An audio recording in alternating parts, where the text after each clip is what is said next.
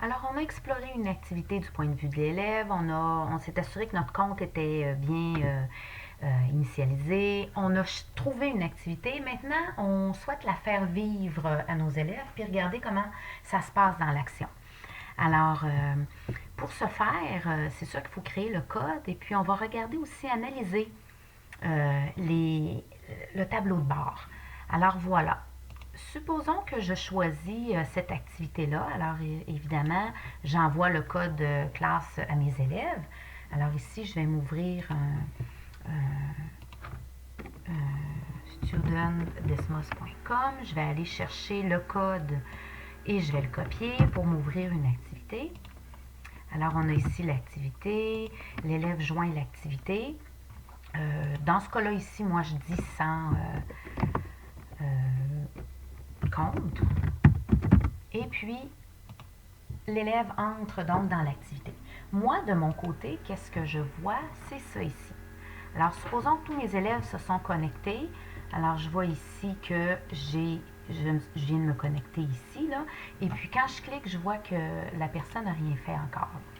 Alors, moi, comme enseignant, c'est ce que je vois comme tableau de bord. C'est sûr que les élèves, si je présente ça au tableau, les élèves voient les noms de tout le monde. Je peux décider que je clique sur Anonymize et ce qui fait que tous les noms des élèves sont changés. Mais l'élève, il voit lui quand même. Là. Si je vais du point de vue de l'élève, l'élève, il sait qu'il s'appelle maintenant Jean.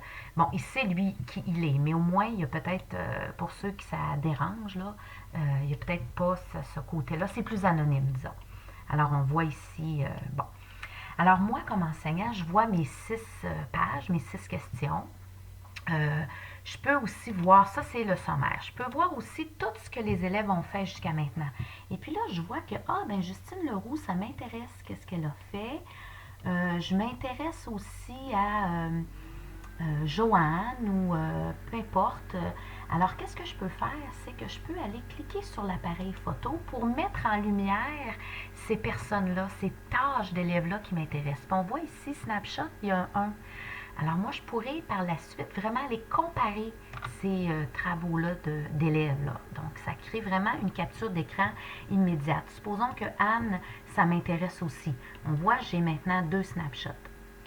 Et puis, je pourrais comparer avec peut-être Roger. Non, Roger, il n'a rien fait. Donc, Julie ou peu importe. Disons que 2, ça me suffit pour le moment. Mais je peux aller voir justement les snapshots qui sont ici, les 2.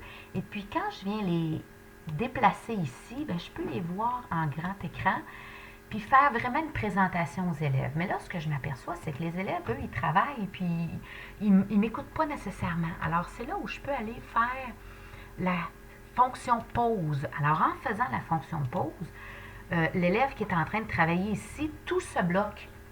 Fait qu'il ne peut plus travailler. Il voit, il n'a pas le choix de s'intéresser à ce qui se passe pour moi au tableau. Là. Alors ici, là, je pourrais expliquer, vous voyez, dans la représentation de gauche, puis on compare les 2 représentations, puis on échange. Hein? C'est ça l'idée aussi, c'est de poser des questions, puis de comparer qu'est-ce que ces 2 représentations-là ont de semblable, qu'est-ce qu'elles ont de différent, que remarquez-vous, qu'est-ce que vous pourriez ajouter, et ainsi de suite. Et c'est dans l'idée aussi de s'inspirer des représentations des autres et c'est aussi dans l'idée d'avoir une idée d'un modèle de c'est quoi une représentation qui pourrait être intéressante. Je peux aussi montrer un contre-exemple. Ça demeure quand même anonyme. Là. Et de toute façon, l'erreur, c'est comme ça qu'on apprend, puis on devient créatif en regardant les autres, et puis on apprend aussi de nos erreurs.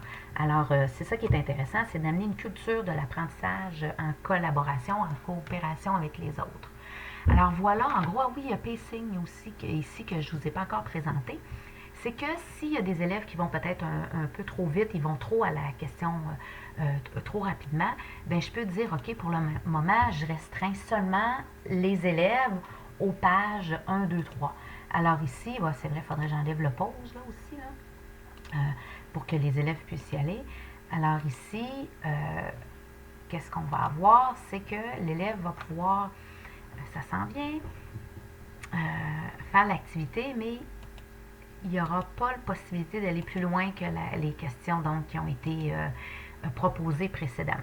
Alors, voilà pour la section, si on veut plus, dans l'action de l'activité comme telle.